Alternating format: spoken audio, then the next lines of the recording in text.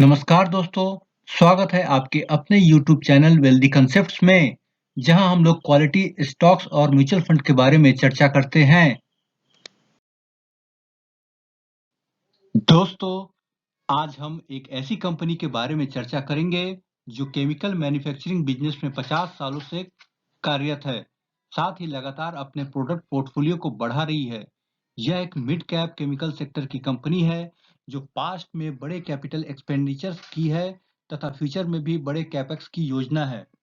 दोस्तों, इस वीडियो में हम इस कंपनी के बिजनेस मॉडल और वर्टिकल्स को समझेंगे, साथ ही इसके फाइनेंशियल्स को भी देखेंगे। इस कंपनी के फ्यूचर ग्रोथ एस्पेक्ट्स और अपॉर्चुनिटी को समझेंगे तथा इसके द्वारा की जाने वाली एक्सपेंशंस को भी करीब से जानेंगे। अतः दोस्तों, अनुरोध है आपसे कि आप इस वीडियो को पूरी अच्छी तरह से देखिए और इस कंपनी के बिजनेस मॉडल को समझने का प्रयास करेंगे। साथ ही अपने रिस्क एपेटाइट के अनुसार आप इस कंपनी में निवेश कर सकते हैं। दोस्तों, इस कंपनी का नाम दीपक नाइट्रेट लिमिटेड है, जिसका मार्केट कैप 33,429 करोड़ रुपए है और इसका करंट प्राइस 2,449 रुपए है। स्टॉक का पीई 34.1 है तथा 52 वीक्स हाई लो 2471 बाई 702 रुपए है। इस कंपनी का डिविडेंड, यह कंपनी लगातार डिविडेंड देती है तथा इसका डिविडेंड यील्ड 0.18% है। प्रमोटर होल्डिंग 45% करीब है और इस कंपनी में डेट भी है जो कि 590 करोड़ है। इस कंपनी का कोई भी शेयर प्लेज नहीं है। इसका फेस वैल्यू 2 है। डेट टू इक्विटी रेशियो काफी कम है जो 0.18 है और स्टॉक का पीईजी रेशियो भी 0.53 है।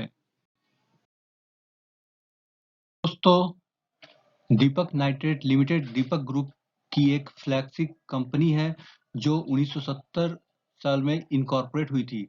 इस कंपनी के प्रोडक्ट पोर्टफोलियो में 100 से भी ज्यादा प्रोडक्ट हैं जो 4 सेगमेंट्स में डिवाइडेड है, जैसे basic chemicals, fine and speciality chemicals, performance products and phenolics. इस कंपनी के 5 मैन्युफैक्चरिंग फैसिलिटीज हैं जो एक नंदेसरी और दहेज गुजरात में स्थित है। 2 प्लांट तलोजा और रोहा महाराष्ट्र में स्थित है और एक हैदराबाद में स्थित है। और साथ ही दीपक नाइट्रेट लिमिटेड का एक रिसर्च और डेवलपमेंट फैसिलिटी भी है जो नंदेसरी गुजरात में है।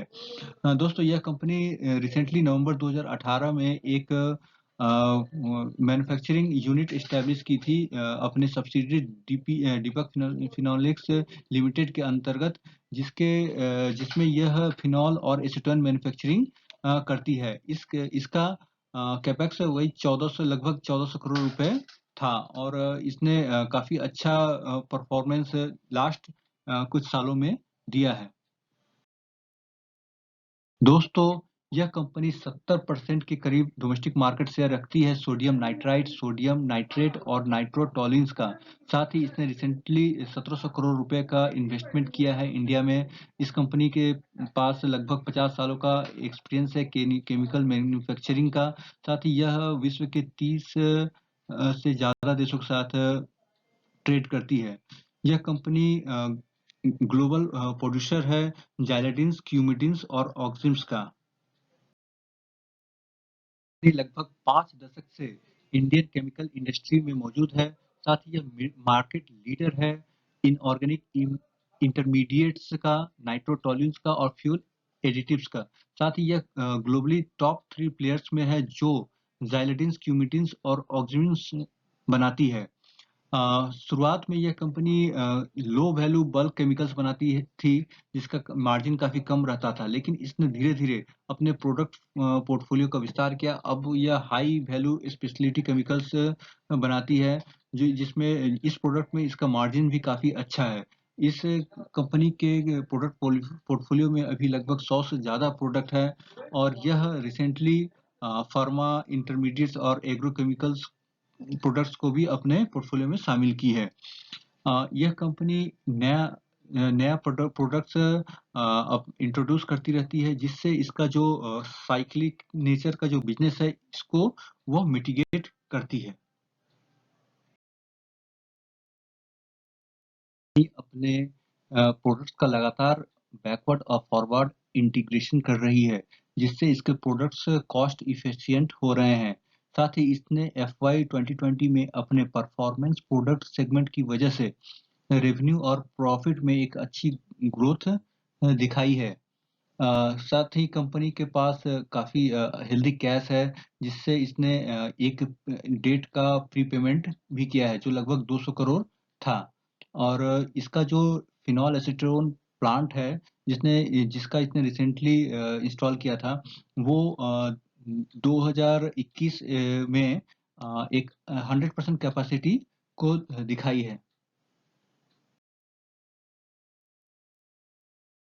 तो यह दीपक नाइट्रेट कंपनी का कॉन्कॉल का एक एक्सट्रैक्ट है, जिसमें मैनेजमेंट में ने कहा है कि इन्होंने 300 करोड़ का एक कैपेक्स दीपक नाइट्राइट और 700 करोड़ का एक कैपेक्स इसके सब्सिडियरी दीपक फिनोलेस के लिए अनाउंस किया है। तो यह कंपनी पास्ट में भी काफ़ी एग्रेसिव एक्सपांशन की थी और करंट ईयर में भी यह एक्सपांशन कर रही है, जो कि एक एक एक अच्छी कंपनी का एक साइन है। साथ ही किसी ने पूछा भी था इसमें कि ये कितने दिन में पूरा हो जाएगा, तो उसके जवाब में मैनेजमेंट ने कहा था कि ये 18 से 24 महीने में इसका कैपेक्स का काम पूरा हो जाएगा। दोस्तों, इस कंपनी के क्वार्टरली रिजल्ट्स के बारे में जानते हैं। इस कंपनी का सेल्स जहां दिसंबर 2019 में 1120 करोड़ था, वहीं जून 2021 में यह 1526 करोड़ हो गया है। इस कंपनी का ऑपरेटिंग प्रॉफिट मार्जिन दिसंबर 2019 में 23% था, जो जून 2021 में करीब 30% है। और नेट प्रॉफिट में भी एक अच्छा जंप देखने को मिलता है दिसंबर 2019 से लेकर जून 2021 तक, जो दिसंबर 19 में 157 करोड़ रुपए था, वही जून 2021 में बढ़कर 303 करोड़ रुपए हो गए हैं। इसका इनकम स्टेटमेंट अगर देखा जाए तो मार्च 2015 में इसका सेल्स 1327 करोड़ रुपए था, जो मार्च 2021 में बढ़कर 4360 करोड़ रुपए हो गए। ये इतने कम दिनों में इसने कम से कम 3 गुना ग्रोथ अपने सेल्स में दिखाई है, जो कि काफी अच्छी बात है। अगर हम इस कंपनी का लास्ट 12 मंथ का सेल्स देखें तो वो 5211 रुपए है, जो मार्च 2015 से करीब 4 गुना है। साथ ही इसका ऑपरेटिंग प्रॉफिट मार्जिन में भी काफी सुधार हुआ है, जो मार्च 2015 में मात्र 11% हुआ करता था, वही आज ये 29% तक पहुंच गया है। इस कंपनी का नेट प्रॉफिट मार्च 15 में जहां 53 करोड़ रुपए हुआ करता था, वही मार्च 2021 में यह 776 करोड़ रुपए है। इससे पता चलता है कि ये कंपनी काफी अच्छा प्रॉफिट अर्न कर रही है। कंपनी का अगर कंपाउंडेड सेल ग्रोथ देखा जाए तो 5 साल में यह कंपाउंडेड 26% का ग्रोथ दिखाई है, वही 3 सालों में 38% का, जो कि काफी शानदार है। अगर इसका प्रॉफिट ग्रोथ देखें तो वो 5 सालों में 65% के हिसाब से ग्रो हुआ है और 3 सालों में 111% के सीएजआर के हिसाब से ग्रो किया है। और स्टॉक प्राइस भी इसके प्रॉफिट के रिफ्लेक्शन में ही नजर आता है, जो 10 सालों में 65% सीएजआर दर्ज की है, तो लास्ट 1 साल में इसने 186% का जंप स्टॉक प्राइस में दिखा है। अगर हम इसका रिटर्न ऑन इक्विटी की बात करें तो 5 सालों में ये 30% और 3 साल में ये 37% था, और लास्ट ईयर ये 40% करीब था। अगर इसके प्राइस चार्ट को देखा जाए तो यह अक्टूबर 2016 में जहां इसका प्राइस 110 रुपया हुआ करता थी, वही आज की डेट में इसका प्राइस 2400 से भी ज्यादा है। इसका ये प्राइस स्टॉक प्राइस का मूवमेंट इसके रेवेन्यू ग्रोथ और प्रॉफिट ग्रोथ को काफी जस्टिफाई करता है। इस चार्ट में हम इसके मार्जिन और क्वार्टर सेल्स को देखते हैं, जहां पर इसका ग्रॉस प्रॉफिट मार्जिन और ऑपरेटिंग प्रॉफिट मार्जिन इंक्रीज हुआ है, वहीं सेल्स भी इसका काफी इंक्रीज हुआ है। और इसका सीधा प्रभाव स्टॉक के परफॉर्मेंस में दिखता है, और आगे भी इसी तरह का परफॉर्मेंस हमें देखने को मिल सकता है, क्योंकि आगे जो कैपेक्स है वो पूरा हो जाएगा और इसका जो पास्ट कैपेक्स था वो भी अपने पूरी क्षमता पे कार्य करेगा, और उससे भी काफी अच्छा रेवेन्यू जनरेट होने की संभावना है। दोस्तों, इस कंपनी का शेयर कैपिटल मार्च 2015 में 21 था, जो मार्च 2021 में थोड़ा डाइल्यूट होकर 27 हुआ है। और इसका रिजर्व भी काफ़ी इंक्रीज हुआ है। मार्च 2015 में 325 था, जो मार्च 2021 में 2319 करोड़ रुपया हुआ है। बोरोइंग से अगर देखा जाए तो इसने लगातार कैपेक्स की है, तो और इसने डेट भी रिपेमेंट किया है। तो मार्च 2020 तक में इसका कैपेक्स 11 इसका बोरोइंग्स 1107 करोड़ रुपए था। वहीं मार्च 2021 में घटकर मात्र 590 करोड़ रह गया है, और इसका फिक्स्ड एसेट में भी उसी तरह इंक्रीज हुआ है। पहले हम लोग डिस्कस कर चुके हैं कि यह कंपनी काफ़ी अच्छा रेवेन्यू जनरेट कर रही है, तो इसका कैश फ्रॉम ऑपरेटिंग एक्टिविटीज़ भी काफ़ी अच्छा है। ये देखिए मार्च 2015 में इसने 108 crore cash from operating activities से अर्न किया था। वही जो मार्च 2021 में यह करीब 9 गुना बढ़कर 999 करोड़ हो गया है, जो कि एक काफ़ी अच्छी बात है। और यह आगे भी उम्मीद है कि इसी तरह का परफॉर्मेंस यह दिखाएगी। साथ ही इस कंपनी का देखिए रिटर्न ऑन कैपिटल एम्प्लॉयड है, वो भी काफ़ी सुधरा है, जो मार्च 2016 में मात्र 24% हुआ करता था, वही मार्च 2020 और 21 में क्रमशः 38% और 40% है, जो कि इस कंपनी के जो बेहतर परफॉर्मेंस को रिफ्लेक्ट करता है। चर्चा किया था कि यह कंपनी एक लगातार डिविडेंड देने वाली कंपनी है, तो आप इसका डिविडेंड हिस्ट्री देख लीजिए। ये जुलाई 2014 से लेके आज तक लगभग प्रत्येक साल डिविडेंड अपने शेयर होल्डर्स को दी है, जो एक अच्छी बात है। दोस्तों, अब हम इस कंपनी में मेजर शेयर होल्डर्स को देखते हैं। इस कंपनी के प्रोमोटर के पास 45.69% स्टेक है, वहीं एफआईआई के पास 11% और डीआईआई के पास 10.41% स्टेक है। एफआईआई और डीआईआई ने इस कंपनी में अपनी काफी अच्छी रुचि दिखाई है, जो कि एक निवेशक के तौर पर एक बहुत ही पॉजिटिव बात है। अगर डीआईआई की देखें तो इसमें Nippon life India trust limited ने 3.31% का स्टेक रखा हुआ है, वही Franklin India smaller companies fund ने 2.65% का स्टेक रखा हुआ है। हमने इस कंपनी के बिजनेस मॉडल्स, इसके फाइनेंशियल्स और फ्यूचर ग्रोथ अपॉर्चुनिटीज को समझा। साथ ही इसके जो एक्सपेंशन प्लान्स हैं उसको भी हम लोगों ने देखा।